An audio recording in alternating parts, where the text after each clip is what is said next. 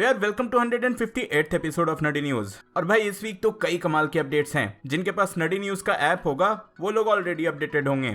इस एपिसोड में हम लोग लोकी की हिंदी डबिंग की बात करेंगे, फवाद खान की एमसीयू में कास्टिंग की बात करेंगे, साथ ही स्पाइडरमैन से रिलेटेड बहुत सारे रूमर्स, इसका ट्रेलर का क्या चल रहा है, फिर doctor strange 2, Thor love and thunder और भी बहुत कुछ। इसलिए ऑब्वियसली कुछ मिस नहीं करना चाहते तो वीडियो एंड तक जरूर देखना। तो यार स्टार्ट करते हैं डिज्नी प्लस के शो लोकी से, क्योंकि इसकी हिंदी डबिंग आ रही है या नहीं इसको लेकर बहुत लोग कंफ्यूज्ड हैं। तो यार उनके लिए बता दूं कि हाँ, ऑफिशियली कंफर्म्ड है कि इस शो को हिंदी, तमिल और तेलुगु में डब किया जाएगा। अब मैं कंफर्म है कैसे कह रहा हूँ ये भी बता देता हूँ। सबसे पहले तो डिज्नी प्लस हॉटस्टार ने खुद ये कंफर्म किया था मार्च में ही, लेकिन उसके बाद अभी तक इसका हिंदी ट्रेलर नहीं आया, तो इससे लोग ऑब्वियसली कंफ्यूज तो हो ही जाएंगे। लेकिन 2 दिन पहले ही लोकी के डबिंग आर्टिस्ट सप्तऋषि घोष ने अपने इंस्टा पे एक रील डाल के ये कंफर्म कर दिया कि वो इसकी डबिंग कर रहे हैं। समय रक्षकों ने अच्छा खासा सर्कस खड़ा किया है।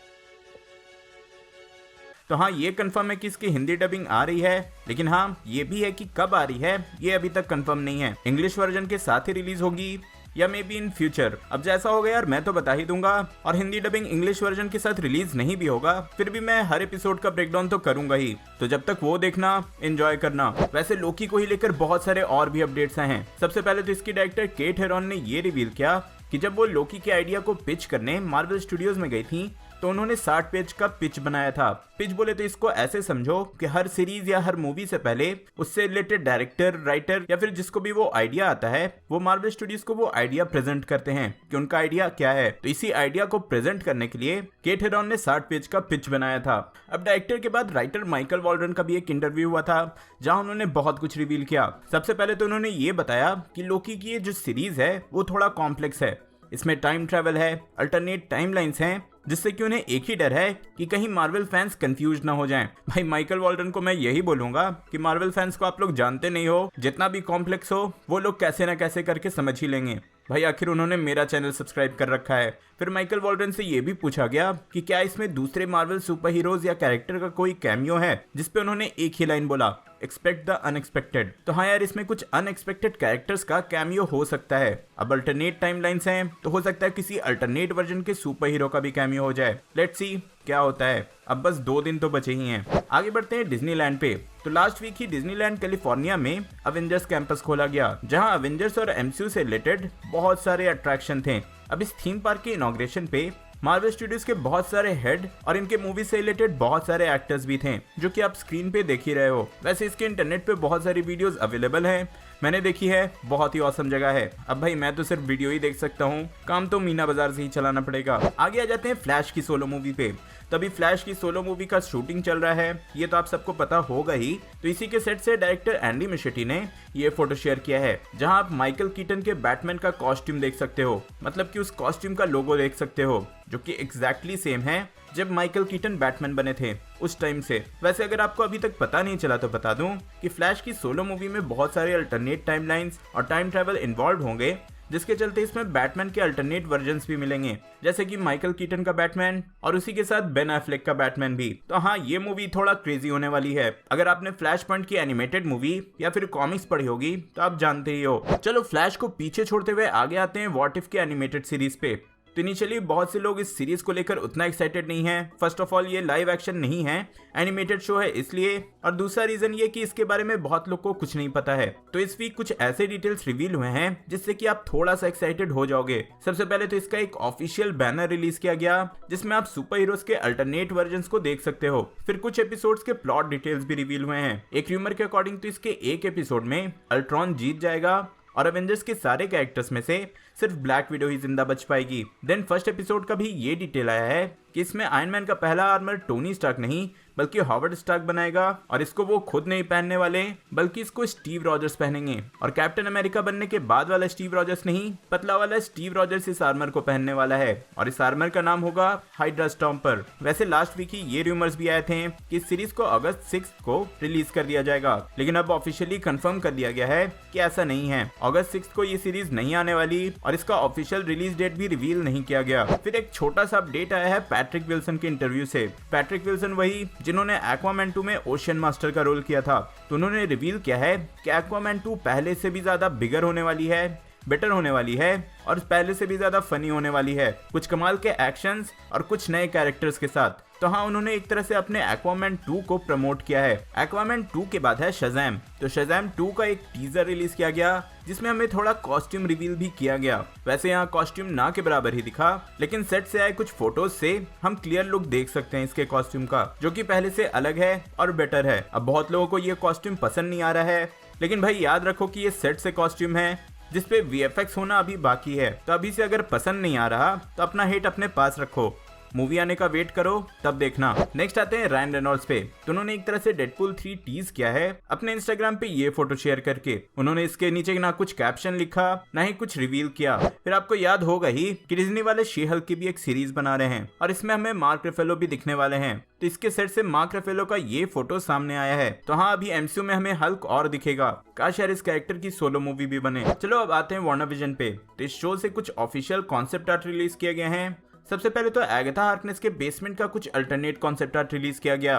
देन WandaVision के पोस्ट क्रेडिट सीन के लिए भी कुछ अल्टरनेट लोकेशन के भी कॉन्सेप्ट आर्ट रिवील किए गए। फिर WandaVision में डॉक्टर स्ट्रेंज के कैमियो के बारे में भी बहुत कुछ रिवील हुआ। माइकल वॉल्डन ने रिवील किया कि सबसे पहला आइडिया उनका ये था कि नेक्सस वाले एड में डॉक्टर स्ट्रेंज का कैमियो होगा, जहां डॉक्टर स्ट्रेंज एक फार्मासिस्ट रहेंगे। देन सबसे फाइनल आइडिया ये रखा गया कि WandaVision के एंडिंग में maybe post credit scene में एक सनसेट वाला सीन होगा जहां वांडा और डॉक्टर स्ट्रेंज एक साथ जा रहे होंगे। बट हाँ, ये दोनों ही सीन्स कैंसिल कर दिए गए और स्टोरी में थोड़े चेंजेस किए गए। अब डॉक्टर स्ट्रेंज की बात हुई है तो डॉक्टर स्ट्रेंज 2 से एक फर्स्ट लुक आया है, मतलब कि कुछ ना पे कुछ तो मिला है। तो ये जो प्रोमो आर्ट आप देख रहे हो ये डॉक्टर स्ट्रेंज के फर्स्ट लुक से रिवील हुआ। यहाँ आप 3 कैरेक्टर्स को ऑलरेडी पहचान चुके होंगे, लेकिन ये डॉक्टर स्ट्रेंज के पीछे जो कैरेक्टर है ये MCU की नई सुपर हीरो अमेरिका चैवेज। ये प्रोमो आर्ट मूवी के कास्ट को एज अ गिफ्ट दिया गया था। फिर डॉक्टर स्ट्रेंज 2 से ये भी रिवील हुआ कि सैम रेमी और माइकल वॉल्डन ने मिलकर डॉक्टर स्ट्रेंज 2 की पूरी स्क्रिप्ट फिर से लिखी थी, वो भी सिर्फ 2 मंथ में। स्क्रिप्ट को डायरेक्टर चेंज होने की वजह से मे भी चेंज किया गया या फिर WandaVision में स्टोरी चेंजेस की वजह से। वैसे लास्ट वीक ये सारे डिटेल्स माइकल वॉल्डन ने ही रिवील किए हैं लोकी को प्रमोट करते हुए। उन्होंने ही लोकी की स्टोरी भी लिखी है और डॉक्टर स्ट्रेंज 2 की भी। वैसे अब ऑफिशियली कंफर्म हो चुका है कि doctor strange in the multiverse of madness की शूटिंग कंप्लीट हो चुकी है और अब इसके पोस्ट प्रोडक्शन पे काम स्टार्ट होगा। इंस्टाग्राम पे इस मूवी के स्क्रिप्ट सुपरवाइजर जो बेकेट ने ये फोटो शेयर करते हुए ये बात ऑफिशियली कंफर्म कर दिया। अब बढ़ते हैं यार जैक स्नाइडर पे।